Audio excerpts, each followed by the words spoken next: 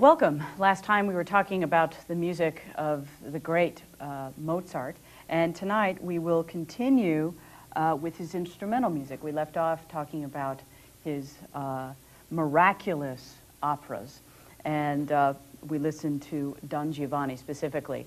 Tonight we're going to look at some of his instrumental music, and I'm leaving out a lot, and I wish I could talk for hours and hours and hours about his instrumental music and give you lots of tastes of it.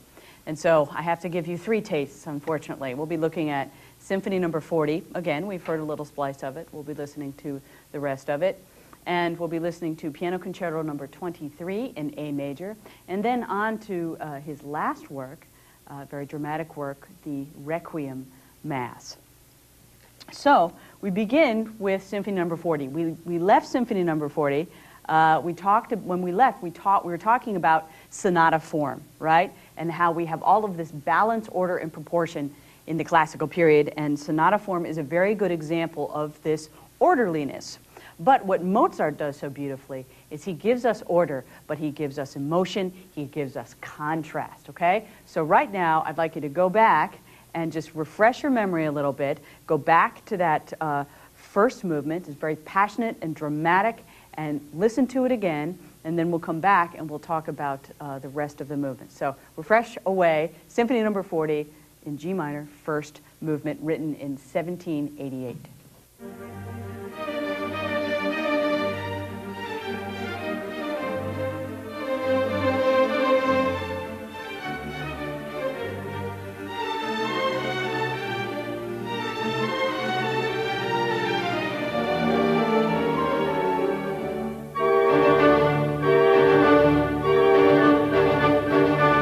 Okay, that was the first movement of Symphony No. 40 in G minor. Köchel, 550. Remember, Köchel was actually the cataloger, Mozart's cataloger. So when you see the K before the numbers, that's what you're looking at. It's a catalog number. Again, this was 1788. He wrote his last three symphonies, 39, 40, and 41, in a period of like 6 weeks, which is really amazing for the quality of these works. This work in particular, right at the beginning, you have passion and drama at the same time.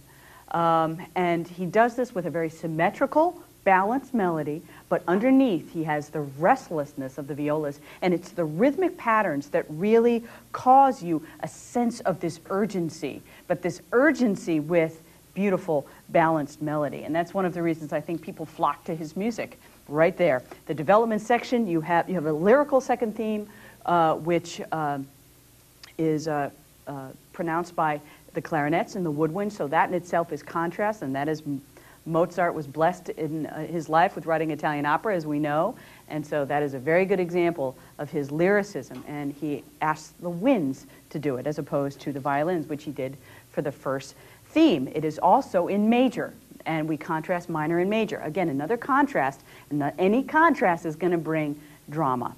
In the development section, the height of the tension, we hear this argument between the violins and the cellos that is only resolved when you get back to the recapitulation, which gives us those two themes again, and then he closes out the movement. This is a wonderful, wonderful piece of music to really sink your teeth into with Mozart. Again, very, very dramatic. Now, the second movement of this symphony is a slow movement, which goes with our standard classical symphony structure, right? Fast, slow, dance, and faster. So this is a slow movement, and this really gives us the aria, if you will, the song movement, the beautiful lyrical melody. So this is the second movement of Mozart's Symphony No. 40 in G minor. And again, this is the beautiful, beautiful slow movement. And we're going to just kind of go into our beautiful, gentle sound and this longing for something. It's a wonderful, wonderful piece of music. Second movement, Symphony No. 40.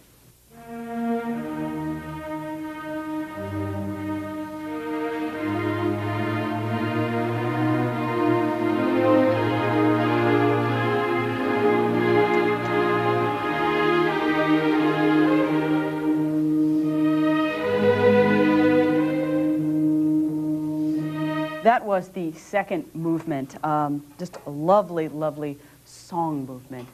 You can, again, Mozart's music sings. Can't you imagine somebody singing that? Ti-dum, ti-dum. This kind of pain sounding that resolves. This is absolutely wonderful music. You have these interesting rhythmic figures, very light. Da-di, ba-dum. And he actually writes accents.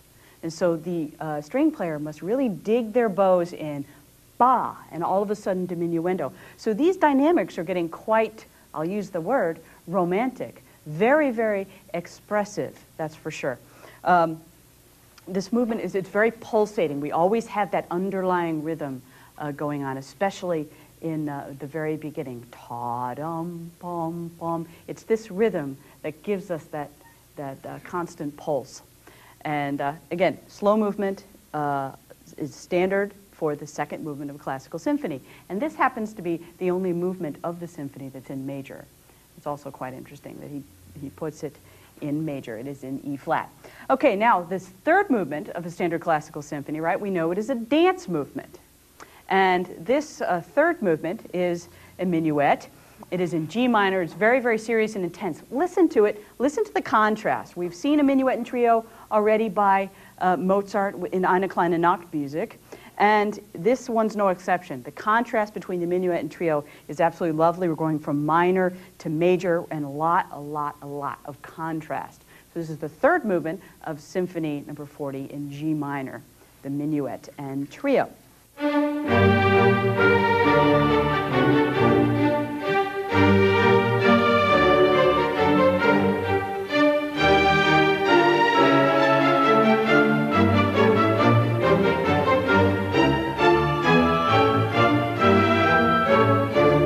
That was the third movement, the minuet, from Symphony No. 40 in G minor. Lots of contrast, minor to major. The orchestra is doing very different things. We have a real predominance of woodwinds in the trio. And this, again, marked contrast. We will see that Beethoven will do a lot of interesting things with this movement. It's going to be faster, and it's going to be called a scherzo. So that's still to come. Now, the fourth movement is the fast movement, certainly, and this is a real fast movement, and you must go back to section 3, actually, those of you out in TV land, to go to the listening guide. So go to section 3 in this chapter and you'll have the listening guide. And this is the last movement of Symphony No. 40 in G minor.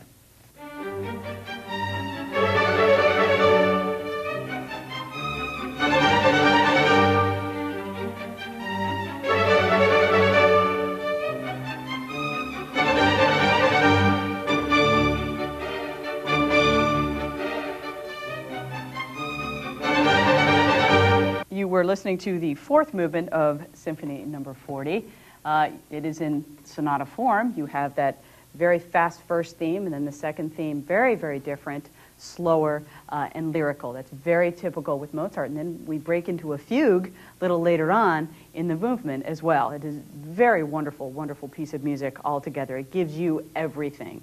And I was just telling this class that I recorded a CD of the Mozart symphonies, and it took this orchestra about 2 weeks to be able to do it right, because you have some guy sitting back there in the recording booth going, the violas were late at bar 20, and then you have to do it all over again. I mean, it's just, with Mozart, it all has to be so clean that if one person is in the wrong part of the bow, or one person does this, that, the other thing, it doesn't work. So it's very, very difficult, and I think Mozart is some of the hardest music to play cleanly, too. So you have a couple of problems here, because you're so into it, you're so emotional, but you have to have that held-back quality in order to play it well. So it's very, very interesting, very difficult music, and I would run to the CD store, and I would definitely have this symphony in your collection if you so wish. Now, one of Mozart's many wonderful contributions are his piano concertos. He was a great pianist, and we have many wonderful piano concertos. We will listen to Piano Concerto No. 23 in A major, my favorite. It was completed in 1786, and it was a very happy and very productive period in his life. And he was teaching piano and composition. He was conducting operas, performing in concerts. He was in the middle, I believe, of composing The Marriage of Figaro. And he really did some amazing things during this part of his life. And this piano concerto is no exception. In a letter to the court chamberlain of a prospective patron, he included it among, I quote, "the compositions which I keep for myself or for a small circle of music lovers and connoisseurs." And it was a very personal work to him, and it is certainly one of the best known of all of his piano concertos. And like I said, the piano concertos are just as dramatic as the operas. You can find just as much within them. Like the standard classical concerto, 3 movements, right? Fast, slow, and fast. It certainly has a very high-spirited first movement and last movement.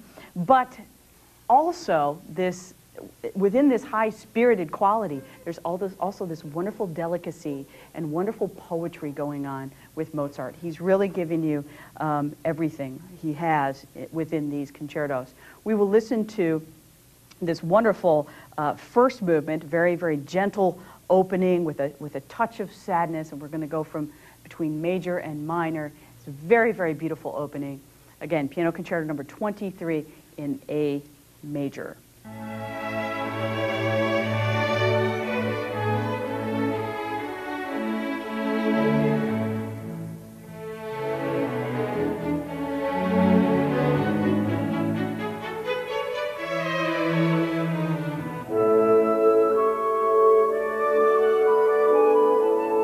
Okay, that was the first movement of Mozart's Piano Concerto number 23 in A major. Fine example of a wonderful, wonderful piece of music, and all pianists can certainly relate to the fact that it's a difficulty factor. And also in that first movement, you heard something a little different. We came to a hold, the orchestra stops, and we have a cadenza. And a cadenza is when the pianist or violinist or whoever it is gets to just ham it up for a little while. In Mozart's day, he probably just improvised for 5 minutes and said, "Hey, I'm ready," and the orchestra comes back in. Most of the time now, you're going to see that these cadenzas are written out. But this was a way for even more of a chance for the soloist to really show off. So we hear cadenzas, and it is truly, truly amazing. Sometimes they're in the second movement, sometimes they're not. There's no standard except for that first movement. In a classical concerto, you're always going to come to a stop, and you get to ham it up. Okay? Now, the last piece by Mozart we're going to talk about is certainly his monumental work, his last work, K626, written in 1791, the Requiem Mass in D minor. In D minor. A Requiem Mass is a mass for the dead. And I talked to you when we were talking about Mozart that it was commissioned anonymously, right? He had a knock at the door, a stranger appears, gives him money and says, "Hey, write a Requiem Mass." It could have been a nobleman, maybe, who wanted to claim the work for himself, right? Copyright problems in those days were a problem, people stealing your work. Nobody seems to really know exactly what that was all about, but we do know that it certainly was. It was written in the last 2 months of his life, and it was left incomplete. He composed 9 of the movements and part of the 10th. His health grew very worse during the time of the Requiem, and it's all very interesting that he was writing a mass for the dead and he was dying at the time. It is very, very odd. Mozart actually came to believe that the Requiem was for himself, and he tried to finish it on his deathbed. I mean, it really kind of killed him. You know, he worked a lot on it when he was very ill. After Mozart died, his friend Süssmayr filled out the sketchy orchestration that was already there and completed the work. We don't know what Mozart intended with the finished product, but we do know that it was finished, and I'm glad it was, because it's a really incredible piece of music. It's the key of D minor, and I just talked about the key of D minor a little bit, and I don't think I did it for you in TV land, but D minor begins Don Giovanni. you know, that monumental opera of, you know, very, very serious subject. You know, he's dragged down to hell at the end of it. And it's very interesting that he also used D minor to begin this Requiem. It is a very interesting, a very dark key. Beethoven will use it to begin his Ninth Symphony as well. We really hear a lot of darkness in this Requiem, a lot of darkness. And he's using some interesting instruments I just want to bring up. You don't have to write this down. But basset horns, which are low clarinets. We have bassoons, trumpets, trombones, timpani, strings, and organ. But we don't have any lighter sounding woodwinds that are really prominent. And so he's really grabbing at a lot of these dark colors.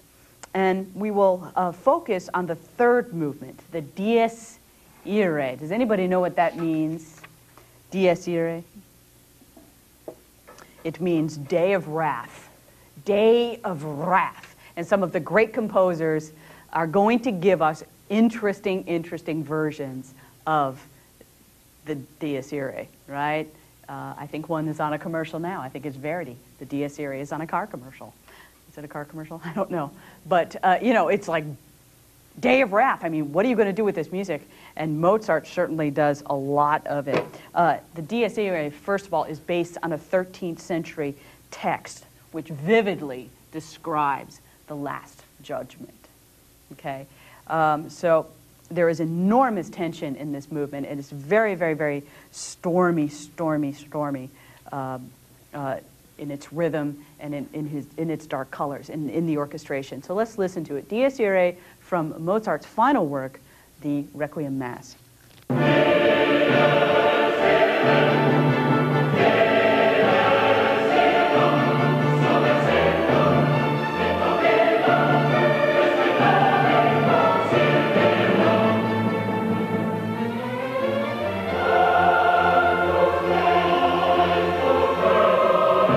That was the Dies Irae from Mozart's final work, the Requiem Mass. Incredible forward movement, and he really takes this text, day of wrath, day of mourning, earth in smoldering ashes lying, so spake David and the Sibyl. And his great portrayal of how great the trembling shall be, which comes quantus tremor e futurus rus.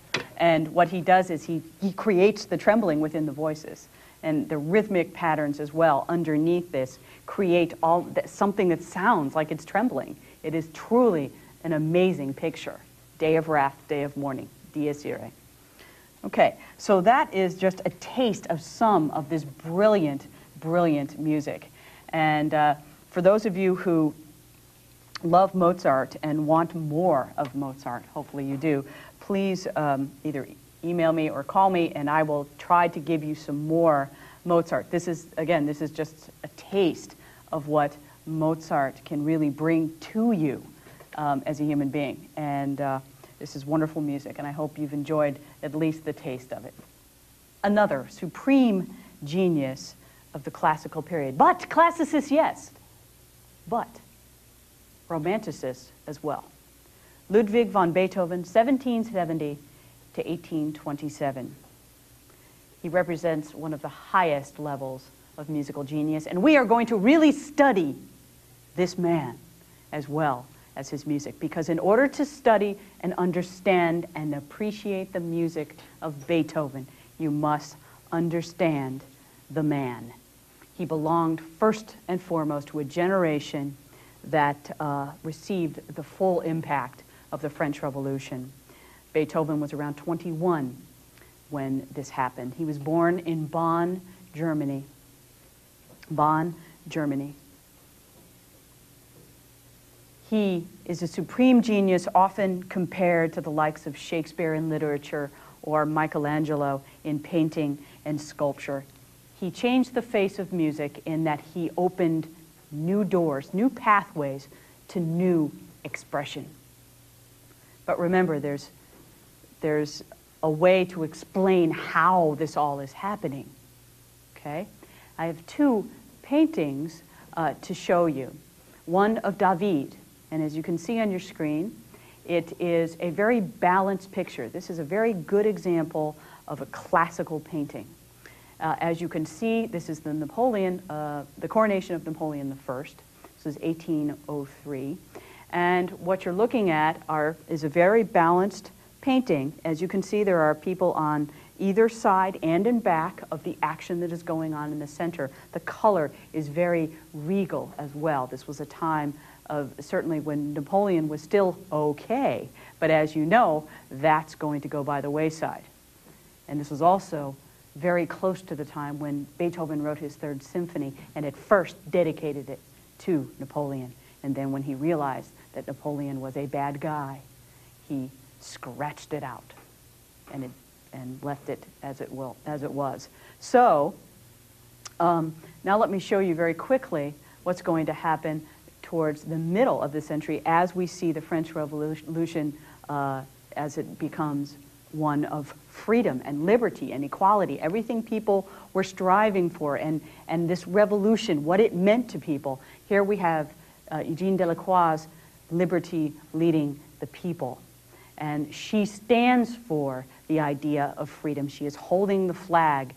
You can see also in that painting the separation of classes. We have the very wealthy man, looking man on the right. We have a lot of different classes of people represented in that painting. And remember, it was the middle class fighting for its right. And this is a very dramatic painting of the revolution. And we will see that Beethoven as well is going to have this same transition. His early style period is directly from Haydn and Mozart, right? And then as we will see, his experimentation, the idea, the blood and the guts are starting, and we'll see also his impending incurable condition. He becomes deaf, as you know. And we will see his music change. And this is what we're going to follow. And it is very captivating. This man was captivating, the life around him was captivating, and his inner life captivating as well. Like I said, he was born in Bonn, Germany, where his father and grandfather were singers at the court of the local prince, the Elector Max Friedrich. And Beethoven's father was not a very healthy man. He was a severe alcoholic. And he saw, I think, in Beethoven dollar signs. You know, the young Beethoven, he was not a prodigy like Mozart. He was not a great pianist until he was older. And his father tried to get him in an abusive way to practice and compose and kind of be like the young Mozart. And this was unfortunate because it caused Beethoven's childhood to be very, very filled with a lot of upheaval. And then as you see, Beethoven becomes a young adult and we have the French Revolution breaking out. So there's a lot going on with Beethoven. At an early age, his mother died and he was forced to take care of his two brothers because his father could not.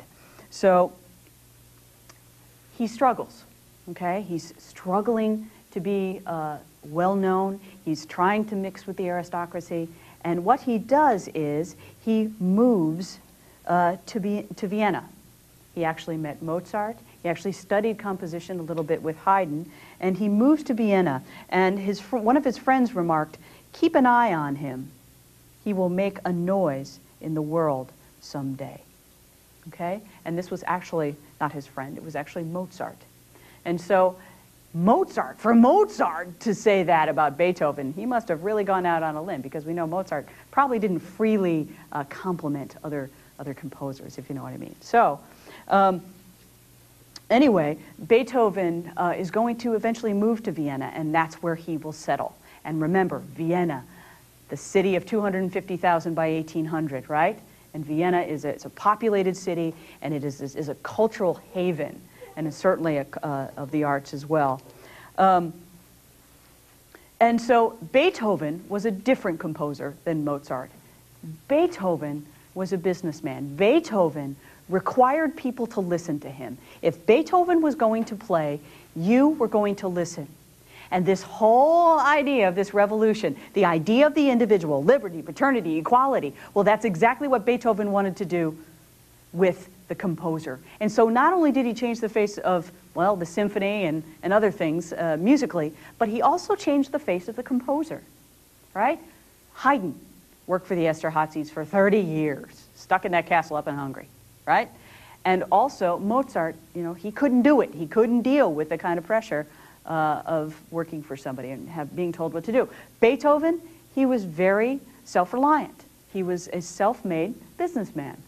Also somewhat obsessive compulsive, carried manuscript paper wherever he went. And composing came a little more difficult to Beethoven. You see a lot of scratches of his manuscripts. You know, he really took a long time to compose as opposed to Mozart, who was just going so rapidly. His first 7 years in Vienna brought hard work, growing confidence, and a strong sense of identity, like I just said. His letters of introduction from members of the aristocracy opened doors for him into this music-loving city of Vienna. People were dazzled by his virtuosity, but again, this was at an older age. And some say, I quote, "He knew how to produce such an impression on every listener that frequently there was not a single dry eye, while many broke out into loud sobs, for there was a certain magic in his expression." And I think this idea of magic in his expression is a perfect way to explain Mr. Beethoven. So he rebelled against social convention, and he said that an artist deserves as much respect as the nobility. Wasn't that what the French Revolution was really about? This idea of the middle class gaining respect and a lot more, yes. But this is exactly what he thought about the composer and the performer as well. At age 29, he felt his first symptoms of deafness, and this was incurable, as you know, and this will become a great problem. Can any of you imagine trying to compose something without being able to hear it? At the end, it's going to drive him a little bit crazy as well.